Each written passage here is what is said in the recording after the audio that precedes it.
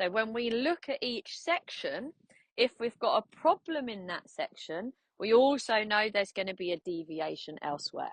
Because if you have a kink in a hose pipe at one point, nothing can run.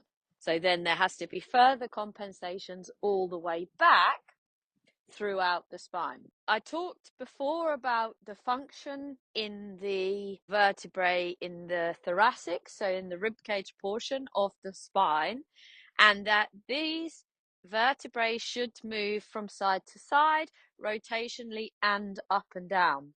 Now we see that also in the vertebrae in the neck.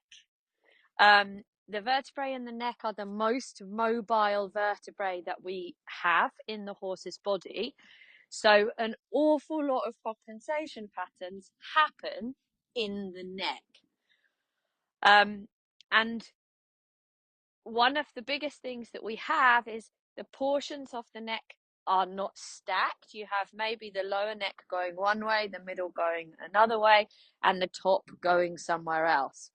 We need to figure out what is actually going on in those areas and bring everything back to alignment. So the neck is really important, and it is a massive weakness for horses because the head is very heavy. It's very easy to swing a muscular neck around and counteract the poor balance you have in the rest of your body.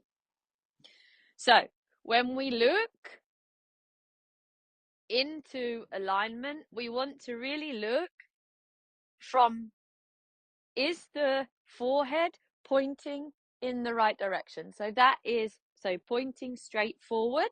So that is our first port of call. That tells us about how the head and neck is attached to the vertebrae in the neck. Most horses have a compression on the right side of the pole, so they tilt the pole a little bit this way and push the left cheek a little bit this way. So that's your first point, that the forehead and the head is not actually pointing completely forward.